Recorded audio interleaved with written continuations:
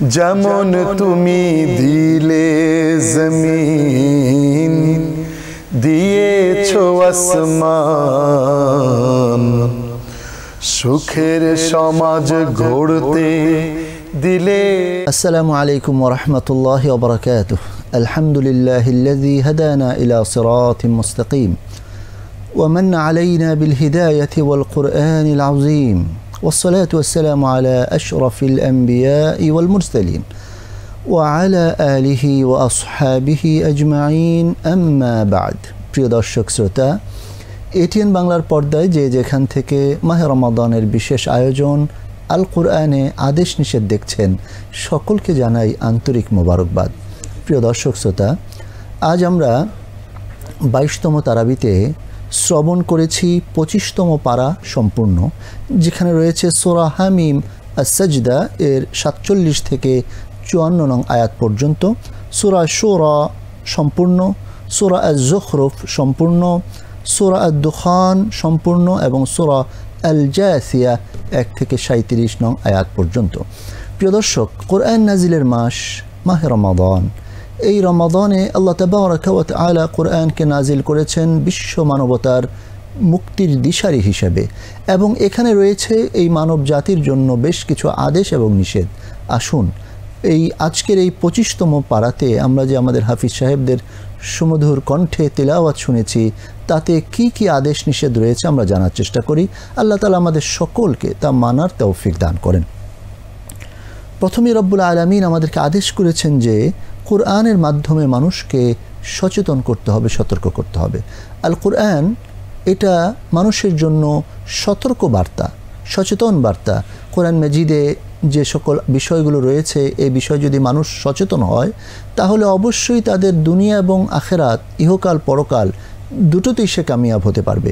যেই কারণে রব্বুল ইজ্জত ওয়াল জালাল কোরআনের মাধ্যমে মানুষকে সতর্ক করার জন্য আদেশ করেছেন। সন্দেহাতীতভাবে কিয়ামত সম্পর্কে মানুষকে সতর্ক করতে হবে।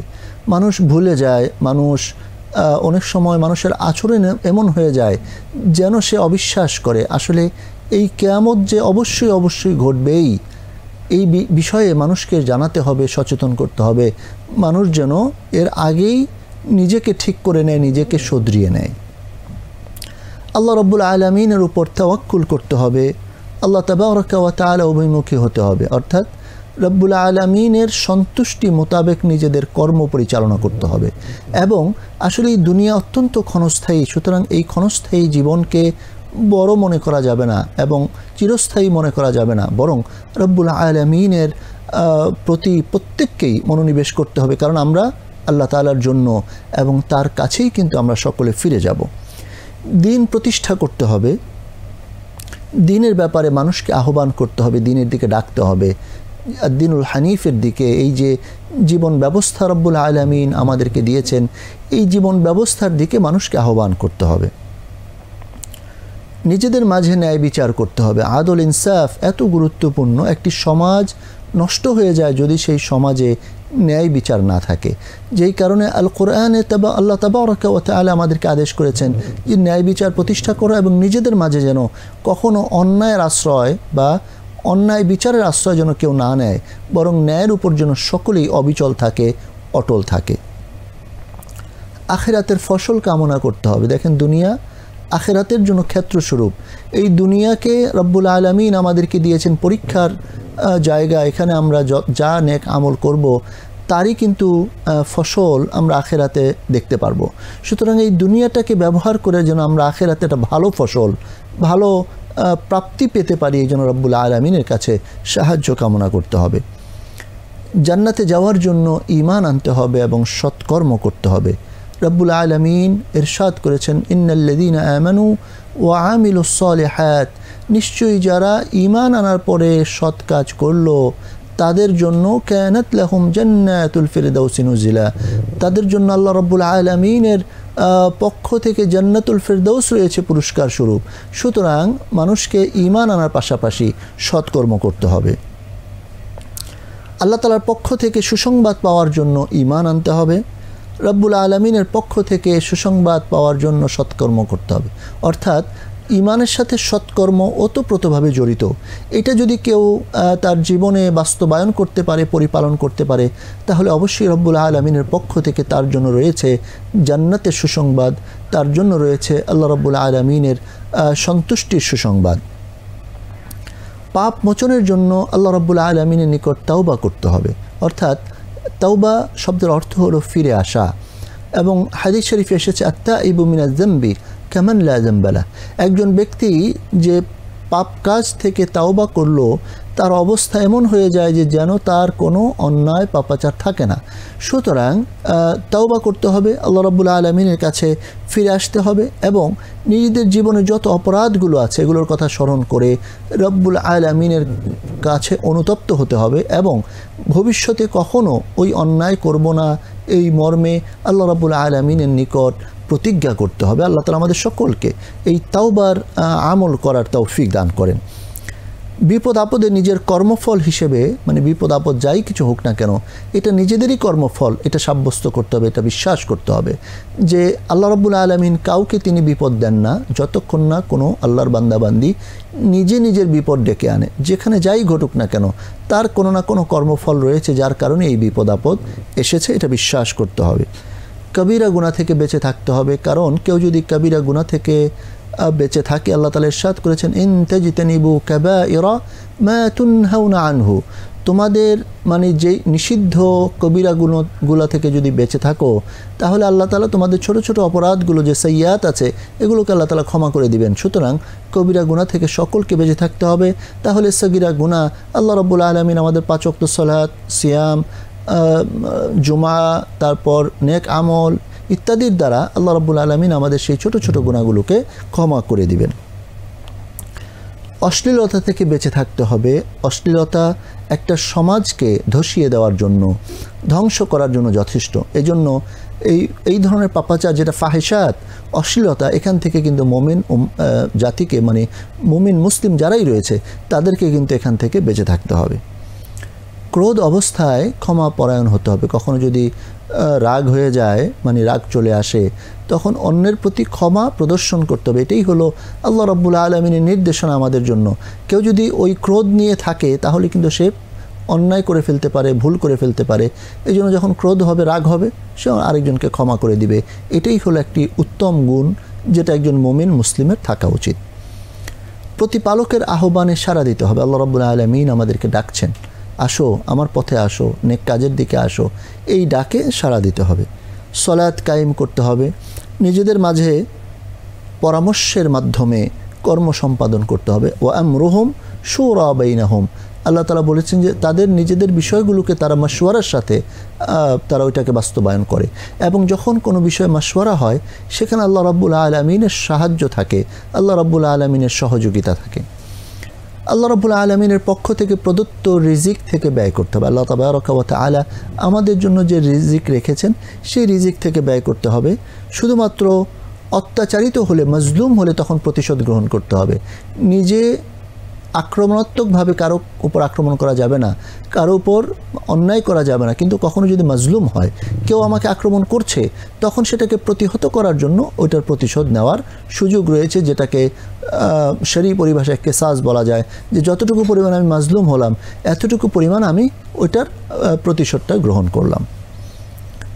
আল্লাহ তাআলার পক্ষ থেকে পুরস্কার প্রাপ্তির জন্য ক্ষমা পরায়ণ হতে হবে।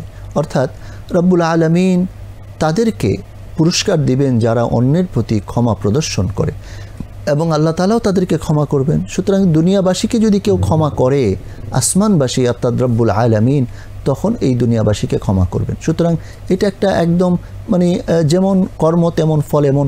সুতরাং দুনিয়াতে যদি আমরা অন্যের প্রতি ক্ষমা প্রদর্শন করি তাহলে আশা করা যায় যে রব্বুল আলামিন আমাদেরকে আখিরাতে ক্ষমা প্রদর্শন করবেন।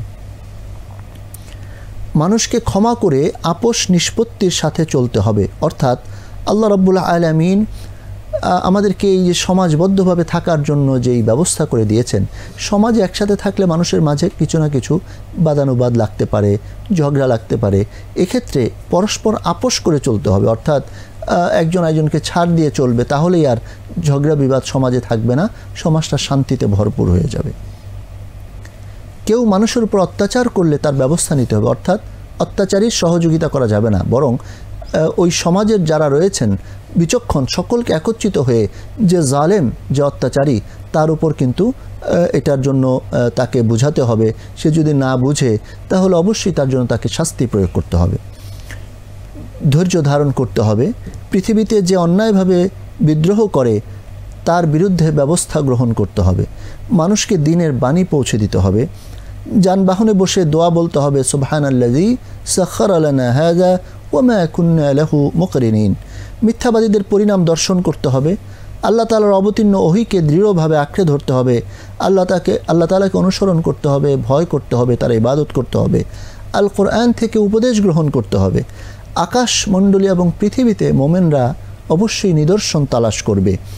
রাত ও দিনের পরিবর্তন, আকাশ থেকে বৃষ্টি বর্ষণ এবং বায়ুর পরিবর্তন থেকে চিন্তাশীল সম্প্রদায়কে নিদর্শন তালাশ করতে হবে। আল্লাহ তাআলার প্রতি কৃতজ্ঞ হতে হবে। নিজেদের কল্যাণের জন্য সৎ কাজ করতে হবে। দ্বীনের বিশেষ বিধানের অনুসরণ করতে হবে।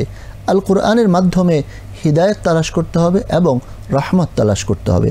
আল্লাহ তাআলার রহমত পেতে হলে ঈমান আনতে হবে, সৎ কাজ করতে হবে। জগৎসমূহের প্রতিপালক রব্বুল আলামিনের জন্য সকল প্রশংসা নিবেদন করতে হবে। প্রিয় দর্শক, আসুন আমরা এখন মানার নিয়তে জানার চেষ্টা করি যে আমাদের জন্য আল্লাহ রব্বুল আলামিন এই অংশে কী কী নিষেধ রেখেছেন। দুঃখ দুর্দশায় পতিত হলে, দুঃখিত হলে বা কোনো বিপদে পড়লে নিরাশ হওয়া যাবে না, আল্লাহ তাআলার উপরে ভরসা করতে হবে। এবং দুঃখ দুর্দশা লাঘবে অনুগ্রহ প্রাপ্তি হলে এটাকে রব্বুল আলামিনের পক্ষ থেকে বিশেষ দয়া বলে মেনে নিতে হবে। আল্লাহ তাআলার অনুগ্রহ পাওয়ার পর মুখ ফিরিয়ে নেওয়া যাবে না। আল্লাহ তাআলার পরিবর্তে অন্য কাউকে অভিভাবক রূপে গ্রহণ করা যাবে না। দ্বীনের ব্যাপারে মতভেদ সৃষ্টি করা যাবে না। পারস্পরিক বিদ্বেষবশত নিজেদের মাঝে মতভেদ করা যাবে না। কারো খেয়াল খুশির অনুসরণ করা যাবে না। আল্লাহ তাআলা সম্পর্কে অর্থহীন তর্কে বিতর্কে লিপ্ত হওয়া যাবে না। কিয়ামত সম্পর্কে বাক বিতণ্ডা করা যাবে না। আল্লাহ তাআলার নিদর্শন সম্পর্কে বিতর্ক করা যাবে না। মানুষের বিপদ আপদের সময় আল্লাহ রাব্বুল আলামিনের প্রতি অকৃতজ্ঞ হওয়া যাবে না। কন্যা সন্তান প্রসবের সংবাদে মুখ কালো করা যাবে না। পূর্বপুরুষদের ভ্রান্ত পথের অনুসরণ করা যাবে না। আল্লাহ তাআলার স্মরণ থেকে বিমুখ হওয়া যাবে না। কিয়ামতের ব্যাপারে সন্দেহ করা যাবে না। শয়তানের প্ররোচনায় সরল পথ থেকে নিবৃত হওয়া যাবে না। আল্লাহ তাআলার বিরুদ্ধে ঔদ্ধত্য প্রকাশ করা যাবে না। আল্লাহর বাণী ব্যতীত অন্য কোনো বাণীতে বিশ্বাস করা যাবে না। আল্লাহ তাআলার বাণী শ্রবণের পর ঔদ্ধত্য করা যাবে না। আল্লাহ তাআলার আয়াতকে নিয়ে উপহাস করা যাবে না। প্রতিপালকের নিদর্শনাবলী প্রত্যাখ্যান করা যাবে না। অজ্ঞদের খেয়াল খুশির অনুসরণ করা যাবে না। নিজেদের প্রবৃত্তিকে ইলাহ রূপে অর্থাৎ তারই অনুসরণ করব, তার কথাই মানব, এই কাজ করা যাবে না।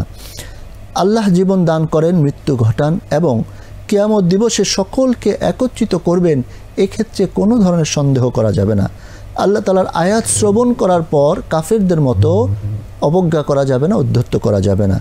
আল্লাহ তাআলার নিদর্শনাবলীকে নিয়ে উপহাস করা যাবে না।